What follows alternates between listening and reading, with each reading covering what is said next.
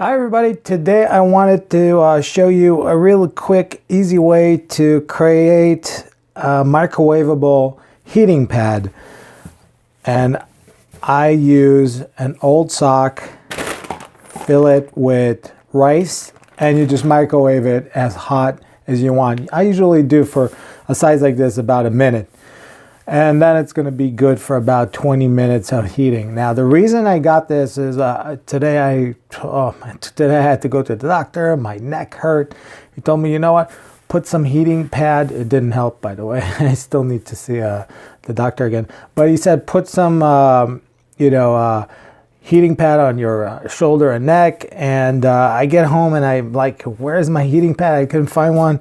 So I decided to make one. Now, the easiest way to fill these is, one, make sure that you have an old sock that doesn't have a hole.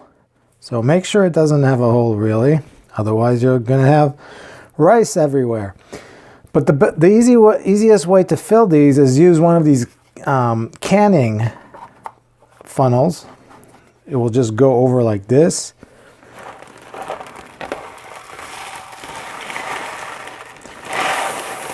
Fill it up with as much rice as you want. And a canning funnel is really great for this. It just goes in easily. So if this is all you want to fill for your heating pad, that's fine. Then all you have to do is knot it, make it real tight, and microwave it. And then you have a really, semi-free heating pad that you can microwave. And don't worry, it won't cook the rice, but it will make a really nice smell because it is rice. And it's also moist heat because the rice absorbs moisture when it's not cooked, and it releases it as you microwave it. So it is moist heat, which is what the doctor recommended. So this was my quick and easy way to make a heating pad for free or close to free.